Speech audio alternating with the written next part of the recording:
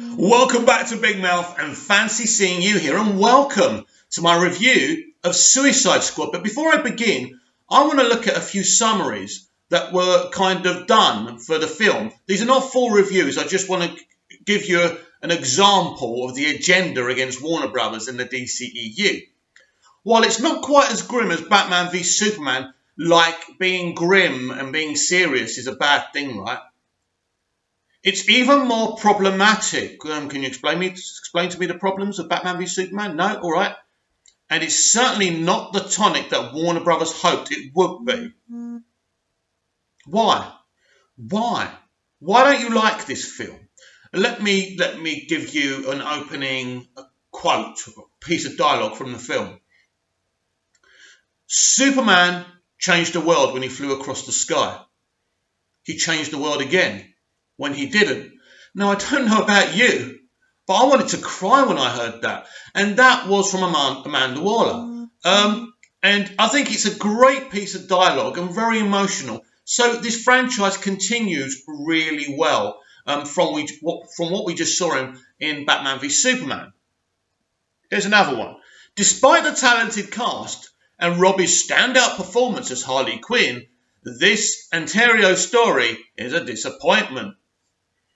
Sandhya Gulu Shen, never heard of you. Right, who's this? This is just a random person online.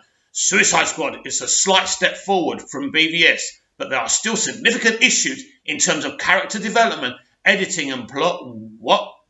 The movie features a variety of DC villains and anti-heroes, including Deadshot, Will Smith, Harley Quinn, Margot Robbie, and Diablo, Jay Hernandez. Rick Flag. Right, let me read you a couple of more. Suicide Squad is an appropriate title. I wanted to kill myself for watching it. It's so bad. First off, I'll say there were some shining moments in characters like Harley Quinn. Oh my God, right, this sums up this guy. Very hot, but also just an awesome character, yes. You just killed yourself, mate, by saying really hot. Oh, you idiot. Deadshot and my personal favourite, El Diablo. I liked El Diablo. I liked all the characters. Right, let's read one more. Oh my God, this is James DeWitt, whoever he is. So horrible, I couldn't even bring myself to finish it. If Superman v Batman is the colossal train wreck, wow. Suicide Squad is the rainbow-coloured vomit one spews after gorging on rotten candy. Every member of the Suicide Squad is introduced one by one for literally like a half hour. Nope, that's not what happens. But as we're doing that, right, and as we're talking about that, I thought the introduction was good. It was a really fun way of introducing these characters, because many people watching this film wouldn't have known these characters. And I really enjoyed what they did. One of my favourite moments from this film is when Batman appears and corners Deadshot. And his daughter stands in the middle of him. He's about to kill Batman, but she won't allow it. Because of the love of his daughter, he decides to forfeit his freedom. That's another beautiful moment. This film isn't the best CBM of all time, but it does what I expected it to do. It's a really, really good film. And there is character development. There's character development for Deadshot. There's character development for Harley Quinn. There's character development for Diablo. There's character development for all these characters. I think the performances were great. I like the soundtrack. I just think this is a film that did what it had to do. Now, let's talk about Jared Leto as the Joker. Everybody, or not everybody, but the haters hated this version of the Joker. I don't understand why. You know, when I see interviews with Jared, he was so proud to be doing this role and so excited and so complimentary of the director. And he seemed honoured to be even offered the role. So when I hear people slagging the performance off because it wasn't Heath Ledger, this is the problem here, right? You're playing the Joker, who a few years back was played magnificently by an actor who's now deceased, and you're comparing it to that. I suppose that's something that Jared would have expected. Now, Jared was disappointed. A lot of his scenes were cut. this is where the problem was here. A lot of great things were taken away. We did get an extended edition, and this is kind of a problematic situation with early DCEU. We had it with Batman v Superman.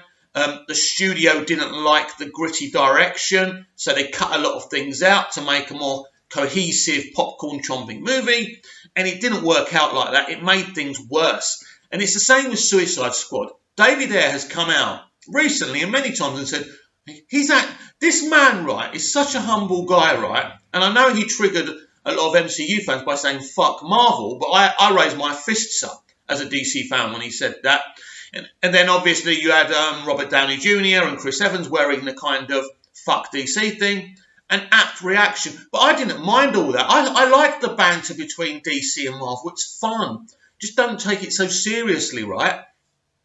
Anyway, David Ayer admitted that Joker should have been the villain. And, I mean, a lot of people didn't like the villain of this film. I forgot her name.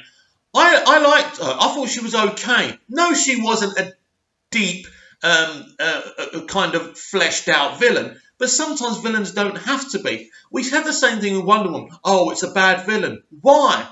In Wonder Woman, we had a mysterious villain. We didn't know who Ares was, did we? Is it Ares, right? We didn't know who that character was. I mean, we all knew, really, but it was a bit of a mystery. Is it that person? Is it that person? And then that villain is quite good in the end, because what he's trying to do, he's trying to get Dinah to join him. And I love the third act of Wonder Woman, but I'm going away from Suicide Squad. So, yes, she wasn't the strongest villain ever, but I think she worked with what the film needed to be. This is a film where villains team up to stop a threat. It's about villainous people going on this journey and becoming heroes. It doesn't mean they're going to be heroes in the future. It just means for this moment, they've got no choice. And if we go back to Amanda Waller is a fantastic character, even via the comics, even through her kind of little introduction in Smallville. I love this character, and it's done well. But what's really good about this film is the connectability with the rest of the DCEU. We have Superman name dropped many times. We have two fabulous Batman sequences. We even see the Flash. You know, so it's really good and it's really interconnected, and it's a great next chapter of this franchise. As far as I'm concerned, I really enjoyed this film. It gave me what I expected. I didn't expect anything more. I was disappointed we didn't have more Joker, but it did work. I love how he breaks out Harley Quinn in the end. Now, let's talk about Margot Robbie. Margot Robbie is a fabulous girl. She's a great performer, but she's a really humble person as well. I really like Margot. I've got a lot of time for Margot. I remember her back in the Neighbours days. Neighbours was an Australian soap, is an Australian soap, and she, even though she was a big Hollywood star, went back for the anniversary of this little soap. So that's who Margot Robbie is, a fabulous young woman. But yeah, her performance here is absolute brilliant. And people criticised the way she was dressed, that she was dressed very promiscuously and all that. But I didn't even notice, to be honest. I loved the performance. I loved the nuance of this character. And I loved the backflashes of when she first meets the Joker as a psychotherapist. You know, and it's brilliant. And I love the way they do it and the way he manipulates her. Now, I would have rather, if I'm being honest, seen a Harley and a Joker origin story first, then Suicide Squad. But they decided not to do that. This film even has a fabulous post-credit scene between Bruce Wayne and Amanda Waller. And I keep on forgetting the actor's name who plays Waller, because she did such a fabulous job in this. She's such a good actor, and I hope we see her again. This is a kind of film I would give definitely at least 8 out of 10. This isn't the car crash they said it was, and I don't understand the negativity towards it. But let's be honest, someone liked it. Someone kept on going back to watch it, because this film made just under 800 million. People I speak to, my brother and his wife's not into comic books. She loved this film. They really enjoyed this film. So I think some of the negativity is because it was released in the same year as BVS. There was a lot of negativity out there. So what the critics did was feed off that negativity. to move forward their agenda, that the DCEU is a mess. There were elements, things that were echoing out the film, as I said, like Jared Leto's scenes being cut. This was problematic because this is what was the wrong. If anything was wrong with DCEU early on, you had Zack and Deborah Snyder making the decisions on how to shape this universe, right? And then you had Warner Bros. Going, I don't know, we just had a bad reaction to Batman v Superman, we better change this. They were already nervous about Batman v Superman. They cut that film down. They were nervous because basically the creatives they had in charge of this franchise, they didn't have any confidence in them. They didn't have any confidence in Zack and Deb. And that's the problem. You've got to be able to respect your creatives. So you've got Chris Nolan in this Godfather role, right? And he's keep on having to come back and put out these fires. And then you've got the studio cutting it down. This is exactly what happened with Justice League, right? You had Zack trying to continue the franchise the way he wanted to do it. I still think Justice League would have been a better movie if they had just allowed Zack to edit, and just do his film, basically. And I think the film would have made more money, and I think people would have been really pleased. There still would have been the agenda against Zack. He's a divisive director. There's nothing we can do about that. But this was the problem. Warner Brothers brought Chris Nolan in, he brought Zack in, and Warner Brothers didn't trust Zack Snyder. And this is the problem. And in the end, we saw what happened. So now the good thing is now they've brought a creative like Walter Hamada, who they respect. And ultimately, I am a Zack Snyder fan, but you can't have someone running a franchise if the studio don't have faith in them. Now they've got faith in the person running the franchise. I am sorry for Zack. So I think this was the problematic thing early on with the DCEU, that you've got someone like Zack and Deb, but Warner Brothers ultimately, let me be honest here, Warner Brothers wanted Christopher Nolan to run this franchise.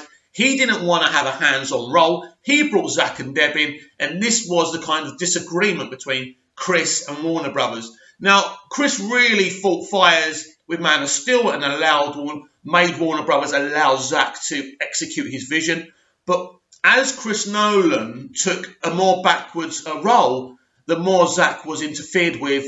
Sounds terrible, actually, doesn't it? And this is where the problem was, and I think this is the problem with this film. We never really saw David Ayer's vision because Warner Brothers didn't like where this was going. All they could think of is the MCU and the money it was getting and the love it was getting. But I believe if they allowed Zack to do what he wanted through this 5-part arc and with Suicide Squad and the other movies, everything would have been okay. We would have had a franchise different to the MCU. And by this stage, after Justice League, I think we would have seen a lot more people coming into the party. But they didn't have faith. And so that's why I think, even though it saddens me what happened with Justice League, it saddens me that Zack's not running it anymore. And from a business standpoint, I do understand. But for me personally, I enjoyed the direction it was going in. But also, I've got to put my point of view and think about other people's point of view as well. So when I think about the mainstream audience and other DC fans, they weren't happy the way it was going. And it had to change from a business standpoint. And I understand that. For me, Suicide Squad is a fun, entertaining film with wonderful performances especially from Will Smith and Margot Robbie. I think they do a really, really good job. There's some great interconnected beats from the rest of the DCEU. And I think if only Zack was at least allowed to do what he wanted to do with Justice League, then Walter could have come in, then they could have made the changes they wanted, and there wouldn't have been a problem. And probably Justice League could have at least made 800-900 million for them, and there wouldn't be a problem now, and we all would have been a lot more satisfied. We still would have been sad that Zack left the franchise, but at least it would have been done in a more gentlemanly way. So what do you think of Suicide Squad? For me, it's brilliant. I enjoyed it. It's a great part of this franchise, but what do you think? Did you love it? Did you hate it? Do you agree with the critics that it was a mess? Actually, the messy point of this film and the editing is purposely done. Because with Superman dead now, we are living in a messy, scrappy, kind of untidy world. And this is what David Ayer is trying to represent in this film. And I'm really surprised nobody saw that.